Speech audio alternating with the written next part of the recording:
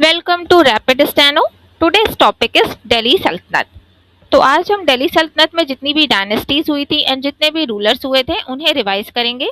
तो हम स्टार्ट करते हैं। सबसे पहले दिल्ली सल्तनत में कौन सी डायनेस्टी आई थी? तो ये थी मामलुक या फिर slave dynasty. This is also known as slave dynasty. 1206 से 1290 तक ये एग्जिस्टेंस में थी। फाउंडर थे इसके कुतुबुद्दीन ऐबक। कुतुबुद्दीन ऐबक कौन थे? तो ये मोहम्मद गोरी के एक स्लेव थे एंड 1206 से 1210 तक इन्होंने रूल किया था। इन्होंने लाहौर से रूल किया था एंड लाहौर को अपनी कैपिटल बनाया था। ये थे इस डायनेस्टी के फाउंडर। एंड कुतुबुद्दीन ऐबक को लाल बख्श के नाम से भी जाना जाता है। इन्होंने आर्किटेक्चर में 2.5 दिन का झोपड़ा अजमेर में बनवाया था, कुव्वतुल इस्लाम दिल्ली में बनवाया था एंड कुतुब मीनार का इन्होंने कंस्ट्रक्शन स्टार्ट किया था। एंड 1210 एडी में पोलो खेलते हुए इनकी डेथ हो गई थी एंड ये इलबारी ट्राइब से बिलोंग करते थे। आराम शाह आते हैं इसके बाद, जिनका बहुत ही कम टाइम पीरियड के लिए रूल रहता है, हार्डली 1210 से 1211। एंड 1211 में आराम शाह को हराकर इल्तुतमिश ने थ्रोन को असेंड कर लिया था। 1211 से 1236 तक इल्तुतमिश का रूल रहता है। इसका पूरा नाम था शमशुद्दीन इल्तुतमिश एंड इसने 40 लॉयल स्लेव्स का एक ग्रुप बनाया था जिसको चहलगानी कहते हैं। इसने silver coin and copper coin को इंट्रोड्यूस किया था। इसके टाइम पे मिनहाज सिराज एक स्कॉलर हुए थे जिन्होंने तबाकत नसीरी बुक लिखी थी एंड इसने इक्ता सिस्टम भी इंट्रोड्यूस किया था। इक्ता सिस्टम के अंदर सर्टेन पार्ट ऑफ लैंड को मिलिट्री कमांडर को दे दिया जाता है एंड जो मिलिट्री कमांडर रहता है उसे इक्तादार या मुफ्ती कहा जाता है। फिर आते हैं रुकनुद्दीन फिरोज। इनका बहुत कम टाइम पीरियड के लिए रूल रहता है क्योंकि ये एबल रूलर नहीं रहते हैं। फिर आती है रजिया सुल्तान जो कि इल्तुतमिश की बेटी थी। 1236 से 1240 4 साल के लिए ये रूल करती हैं एंड ये फर्स्ट विमेन रूलर थी दिल्ली सल्तनत की। फिर आते हैं बहराम शाह। ये 1240 से 1242 एडी तक रूल करते हैं एंड इनका वीक रूल रहता है। फिर आते हैं मसूद शाह। 1242 से 1246 तक ये भी इनइफेक्टिव रहते हैं। नसीरुद्दीन महमूद आते हैं 1246 से 1266 तक। ये भी नॉमिनल रूलर रहते हैं। फिर आते हैं बलबन। इनका पूरा नाम था गियासुद्दीन बलबन। ये 1286 एडी तक रूल करते हैं और स्ट्रॉन्ग मोनार्की स्टैब्लिश करते हैं। स्ट्रॉन्ग मोनार्की स्टैब्लिश करने के लिए सबसे पहले चहलगानी सिस्टम को ख़त्म करते हैं क्योंकि अभी तक चहलगानी सिस्टम में जो 40 लॉयल स्लेव्स थे वो धीरे धीरे पावर में आने लगे थे। इसलिए स्ट्रॉन्ग मोनार्की स्टैब्लिश करने के लिए चहलगानी सिस्टम को ख़त्म करते हैं एंड टाइटल लेते हैं जिले इलाही और उलूग खान का। सिजदा एंड पेबोस सिस्टम शुरू करते हैं एंड ये पर्शियन न्यू ईयर नवरोज भी इंट्रोड्यूस करते हैं। देन आते हैं कैकुबाद जो कि इनके ग्रैंडसन रहते हैं। 1290 एडी तक ये रूल करते हैं एंड ये स्लेव डायनेस्टी के लास्ट रूलर रहते हैं। Now let's come to Khilji dynasty. Khilji dynasty 1290 से 1320 तक एग्जिस्टेंस में थी एंड इसके रूलर थे जलालुद्दीन खिलजी जो कि फाउंडर थे एंड इन्होंने 1290 से 1296 तक रूल किया था। जलालुद्दीन खिलजी की बात करें तो ये लीनियंट रूलर थे। फिर आते हैं अलाउद्दीन खिलजी पे। इन्होंने 1296 से 1316 तक रूल किया था। इन्होंने एक्सपेंशन किए बहुत सारे एंड रिफॉर्म्स भी लाए थे। अलाउद्दीन खिलजी की बात करें तो ये जलालुद्दीन खिलजी के नेफ्यू और सन इन लॉ थे। अलाउद्दीन खिलजी ने इक्ता सिस्टम को एबॉलिश किया था। अलाउद्दीन खिलजी के मिलिट्री कमांडर थे जिनका नाम था मलिक काफूर।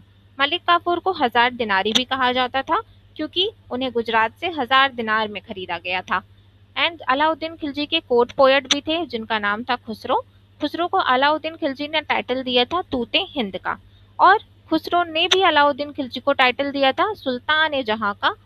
खुसरो ने ही सबसे पहले पर्शियन में मेंशन किया था जौहर का एंड खुसरो की फेमस बुक थी तुगलकनामा और नूहे सिफिर। एंड अलाउद्दीन खिलजी के एक्सपीडिशंस की बात करें तो इन्होंने गुजरात, मालवा, मेवाड़, रणथंबोर यहाँ के किंग्स पर अटैक किए थे एंड इनके टाइम पे करेंसी चलती थी दिरहम। फिर आते हैं मुबारक शाह जिन्होंने 1316 से 1320 तक रूल किया एंड ये इस डायनेस्टी के लास्ट रूलर थे। फिर दिल्ली सल्तनत में आती है तुगलक डायनेस्टी जो कि 1320 से 1414 तक एग्जिस्टेंस में रहती है। इसके फाउंडर थे गियासुद्दीन तुगलक जिन्होंने 1320 से 1325 तक रूल किया था। ये तुगलक डायनेस्टी के फाउंडर थे। इन्होंने सिटी भी बिल्ड करी थी जिसका नाम था Tughlakabad and he was died in an accident. फिर आते हैं मोहम्मद बिन तुगलक। इनके टाइम पे साउथ इंडिया में विजयनगर एम्पायर फ्लरिश कर रहा था इन्होंने 1325 से 1351 तक रूल किया और इन्होंने बहुत सारे एक्सपेरिमेंट्स करे। इन्होंने अपनी कैपिटल शिफ्ट करी दिल्ली से Daulatabad. Daulatabad was also known as Devagiri. Muhammad bin Tughlaq की बात करें तो इन्होंने सिटी बिल्ड करी थी जहांपना। इन्होंने ब्रॉन्ज करेंसी भी इंट्रोड्यूस करी थी। इनके टाइम पे एक राइटर हुए थे जिनका नाम था जियाउद्दीन बिरानी एंड इन्होंने बुक लिखी थी तारीख फिरोज शाही। फिर आते हैं फिरोज शाह तुगलक।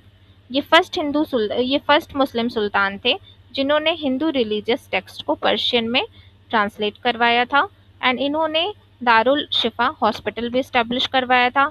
इन्होंने गरीब लड़कियों की मैरिजेस के लिए दीवाने खैरात डिपार्टमेंट इस्टेब्लिश किया था। इन्होंने सिटी बिल्ड करी थी जिसका नाम था जौनपुर। मोहम्मद बिन तुगलक का एक नाम जौना भी था, तो इसीलिए उन्होंने मोहम्मद बिन तुगलक के नाम पर सिटी का नाम रखा था जौनपुर। फिर आते हैं लेटर रूलर्स जिनका वीक रूल रहता है एंड ये 1388 से 1414 तक रूल करते हैं एंड इस डायनेस्टी के लास्ट रूलर थे नसीरुद्दीन मोहम्मद शाह तुगलक। मोहम्मद बिन तुगलक के टाइम से ही तैमूर के इन्वेजन्स होने लगे थे एंड उसने लास्ट रूलर नसीरुद्दीन मोहम्मद शाह को डिफीट भी कर दिया था। फिर आती है एग्जिस्टेंस में सैयद डायनेस्टी। सैयद डायनेस्टी 1414 से 1451 तक एग्जिस्टेंस में रहती है। इसके फाउंडर थे खिजर खान जिन्होंने 1414 में इस डायनेस्टी को इस्टेब्लिश किया था, जो कि फाउंडर थे। फिर आते हैं मुबारक शाह। ये 1421 से 1434 तक रूल करते हैं। इन्होंने दिल्ली को कंट्रोल किया था। फिर आते हैं मोहम्मद शाह। इन्होंने 1434 से 1445 तक रूल किया था, जो कि वीक रूलर रहते हैं। फिर आते हैं आलम शाह। ये 1445 से 1451 तक रूल करते हैं और ये इस डायनेस्टी के लास्ट रूलर रहते हैं। फिर आते हैं लोधी डायनेस्टी पर, जो कि 1451 में स्टैब्लिश होती है। इसके फाउंडर थे बेलोल लोधी एंड इन्होंने 1451 से 1489 तक रूल किया था। इस डायनेस्टी के फाउंडर थे। फिर आते हैं सिकंदर लोधी, जो कि इस डायनेस्टी के स्ट्रॉन्ग रूलर थे। इन्होंने 1517 तक रूल किया था एंड इन्होंने अपनी कैपिटल शिफ्ट करी थी दिल्ली से Agra and he was also known as Nizam Shah. फिर आते हैं इब्राहिम लोधी। इन्होंने 1517 से 1526 तक रूल किया था एंड डिफीटेड इन 1526, क्योंकि 1526 में एक बैटल हुआ था, पानीपत का बैटल। इन्होंने बाबर के साथ 1526 में पानीपत का बैटल लड़ा था एंड जिसमें इनकी डिफीट हुई थी। फिर आते हैं इंपॉर्टेंट रूलर्स पर। फर्स्ट है कुतुबुद्दीन ऐबक, जो कि फाउंडर ऑफ दिल्ली सल्तनत थे। इल्तुतमिश, जिन्होंने कंसोलिडेट किया एंड रूल को स्टेबलाइज किया। फिर आती हैं रजिया सुल्तान, जो कि फर्स्ट वुमेन रूलर थी दिल्ली सल्तनत की।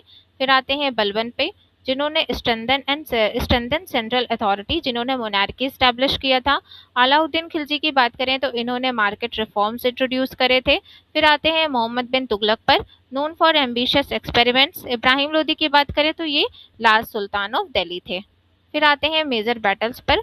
तो सेकेंड बैटल ऑफ तराइन हुआ था 1192 में, Mohammad Ghori versus Prithviraj Chauhan. Mongol invasions हो रहे थे 13 to 14 सेंचुरी में, मंगोल्स वर्सेस दिल्ली सुल्तान।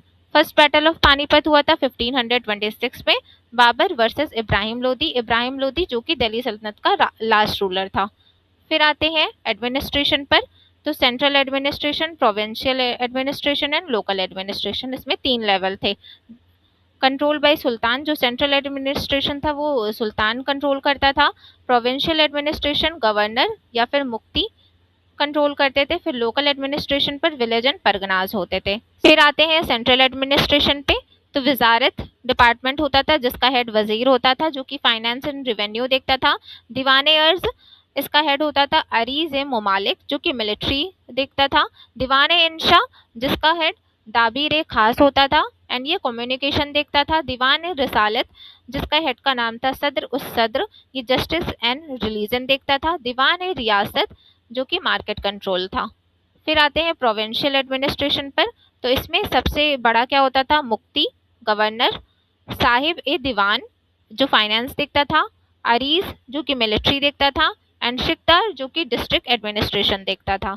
लोकल एडमिनिस्ट्रेशन की बात करें तो विलेज लेवल पर मुकद्दम होते थे, पटवारी होते थे, खुट होते थे, जो कि लोकल गवर्नेंस को देखते थे। परगना, चौधरी, आमिल एंड कारकुन देखते थे। रिवेन्यू एंड रिकॉर्ड्स देखते थे। फिर आते हैं इंपॉर्टेंट फीचर्स पर। सुप्रीम अथॉरिटी सुल्तान के हाथों में थी। Loyalty system based on trust था। मिलिट्री रिफॉर्म्स, दाग एंड हुलिया बाई अलाउद्दीन खिलजी। अलाउद्दीन खिलजी ने दाग एंड हुलिया सिस्टम इंट्रोड्यूस किया था। हुलिया जो कि आइडेंटिफिकेशन ऑफ मिलिट्रीज होता था। फिर आते हैं सैलरी सिस्टम पे, cash payment to soldiers. Salary system किसने स्टार्ट किया था? तो ये अलाउद्दीन खिलजी ने स्टार्ट किया था। आर्मी ऑर्गेनाइजेशन की बात करें तो हश्म एक कल्ब होता था सेंट्रल आर्मी, एंड हश्म अतरफ होता था प्रोविंशियल आर्मी का हेड। फिर आते हैं रिफॉर्म्स ऑफ अलाउद्दीन खिलजी पे। पॉलिटिकल एंड एडमिनिस्ट्रेटिव रिफॉर्म्स की बात करें तो कंट्रोल ओवर नोबल्स, इसने नोबल्स पर कंट्रोल किया, restricted the power of nobles and banned gatherings and marriages. Spy system इसने इंट्रोड्यूस किया था, strengthen intelligence network, law and order, strict punishments for rebellions. Role of ulema, ulema कौन होते थे? ये रिलीजियस हेड होते थे। Reduce interference in state affairs, state affairs में इनका इंटरफेरेंस इसने रिड्यूस किया। मार्केट रिफॉर्म्स की बात करें जो कि बहुत ज़्यादा इंपॉर्टेंट है, प्राइस कंट्रोल किया इसने, fix the prices of essential goods, इसने फूड्स का, क्लोथिंग का प्राइस फिक्स कर दिया था। सेपरेट मार्केट्स एस्टेब्लिश करी थी, ग्रेन्स की, क्लॉथ्स की, हाउसेज एंड स्लेव्स की।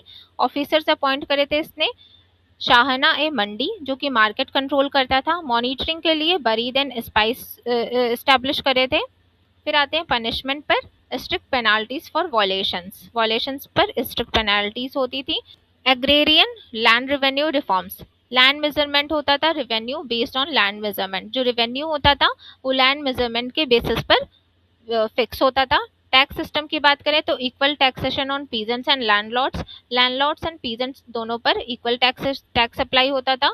Controls on elites, khuts and muqaddams taxed equally, and extra taxes, removal of illegal सेसेस, and इसने जजिया भी इंट्रोड्यूस किया था फॉर नॉन मुस्लिम्स।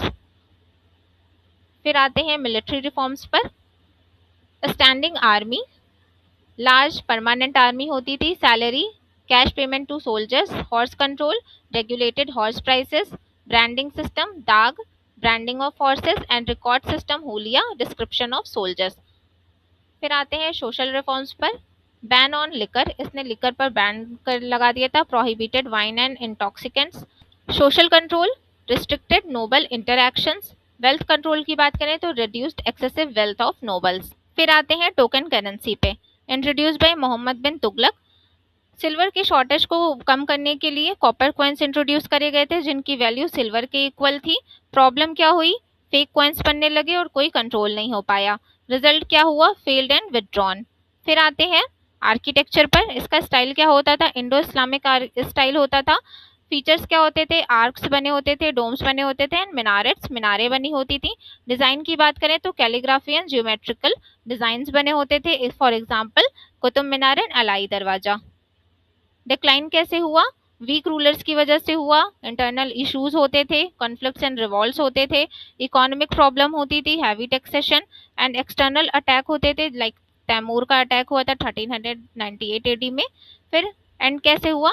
बाबर ने इब्राहिम लोदी को डिफीट कर दिया in the battle of Panipat in 1526. So this is all in Hindi.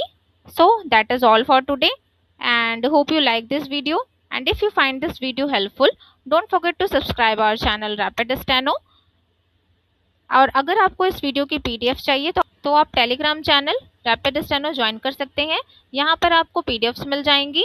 And if you want more such videos, don't forget to subscribe our channel rapid steno. And one more thing, students who are preparing for any type of steno exams, they can just search rapid steno on Google, and here is the software. यहाँ पर आपको सारे features available हैं, like dictations, transcriptions, general dictations, progressive dictations. And अगर आप Allahabad high court की तैयारी कर रहे हैं तो यहाँ पर आपको फॉर्मेटिंग टाइपिंग, पिटमैन टाइपिंग भी अवेलेबल है, तो आप यहाँ पे फ्री में रजिस्ट्रेशन करके अपनी स्किल को एनहांस कर सकते हैं। So that is all for today. Don't forget to subscribe and like and share. Thank you for today.